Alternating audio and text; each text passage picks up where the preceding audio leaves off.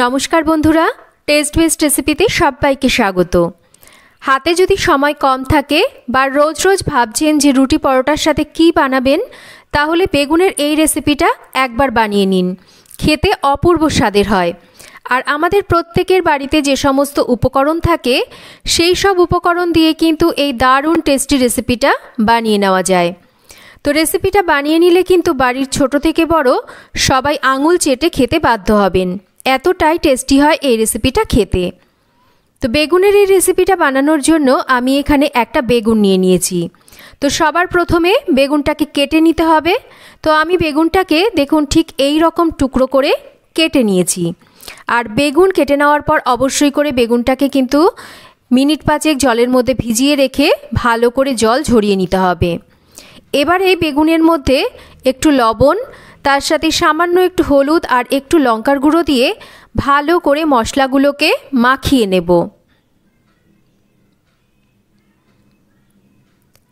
এই মশলাগুলো মাখিয়ে নেওয়ার পর বেগুনটাকে মিনিট 5 রেখে দিতে হবে, তাতে করে বেগুনটা বেশ নরম হয়ে যাবে। আর এই লবণ আর লঙ্কা কিন্তু বেগুনের মধ্যে ভালো করে ঢুকে যাবে, বেগুনটা রান্না করলে খেতে ভালো লাগবে। আর বেগুন বেশ একটু নরম হয়ে গেলে বেগুন ভাজতে কিন্তু তেলটাও কম লাগে। তো মিনিট 5 পর আমি রান্নাটা শুরু করছি।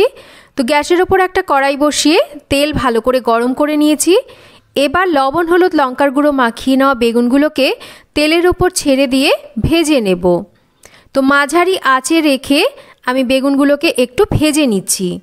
তো বেগুন কিন্তু মোটামুটি 50% ভাজা হয়ে গেছে, বেগুনের গায়ে হালকা রং ধরেছে। এবার এখানে দিয়ে দেব একটা ডুমো করে কেটে নেওয়া পেঁয়াজ, তার সাথে কিছুটা লঙ্কা কুচি, একটা কেটে নেওয়া টমেটো আর সামান্য করে একটু আদা রসুন বাটা। তো এবার সমস্ত উপকরণ দিয়ে একটু ভালো করে কষিয়ে নিচ্ছি। তো খুব বেশি ভাজার প্রয়োজন নেই, খুব বেশি ভাজলে কিন্তু পেঁয়াজগুলো লাল হয়ে যাবে, খেতে ভালো লাগবে না রেসিপিটা। তাই আমি মোটামুটি মিনিট 3 একটু এরকম কষিয়ে নিলাম যাতে আদা রসুনের কাঁচা গন্ধটা চলে যায়। এবার বেগুনটাকে একটু কড়াইয়ের চারিদিকে সরিয়ে নিলাম, তেলটা মাঝখানে চলে এসেছে।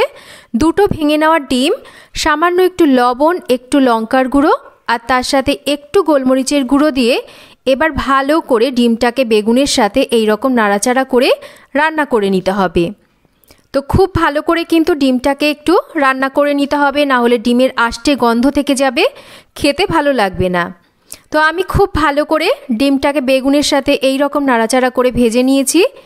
প্রায় বেগুনটা হয়ে এসছে, নাবানোর আগে দিয়ে দেব একটু টমেটো সস। এবার মিনিট 2 একটু রান্না করে নিতে হবে। এই টমেটো সস দেওয়াতে কিন্তু বেগুনের স্বাদটা হয়ে যায় দারুণ চটপটা। একবার আপনারা এই রেসিপিটা বাড়িতে বানিয়ে দেখতে পারেন, খেতে কিন্তু অপূর্ব স্বাদের হয়। বাড়ির বাচ্চারা এমনকি বাড়ির বড়রাও কিন্তু আঙুল চেটে খাবেন। চটজলদি কি বানাবেন ভাবছেন রুটি পরোটার সাথে, বা রোজ রোজ একই সবজি বা তরকারি খেতে খেতে বোর হয়ে গেছেন, তো মুখের স্বাদটাও কিন্তু এই রকম রেসিপি বানিয়ে নিলে বেশ বদলে যায়। দেখুন বেগুনটা কিন্তু আমার একদম তৈরি হয়ে গেছে। তো এবার এই বেগুনটাকে আমি নামিয়ে নেব। আর দেখুন বেগুন আমি নামিয়ে নিয়েছি, ঠিক এই রকম হয়েছে দেখতে। আর এটা রুটি বা পরোটার সাথে খেতে অপূর্ব লাগে। আপনারা চাইলে ভাতের সাথেও খেতে পারেন, তবে ভাতের চাইতে কিন্তু রেসিপিটা রুটি পরোটার সাথে ট্রাই করবেন, খেতে বেশি ভালো লাগবে। তো কেমন লাগলো রেসিপি একটা কমেন্ট করে জানাবেন। রেসিপি ভালো লাগলে একটা লাইক করবেন, শেয়ার করবেন রেসিপি সকলের সাথে। আর চ্যানেলটা সাবস্ক্রাইব করা না থাকলে চ্যানেলটাকে সাবস্ক্রাইব করবেন।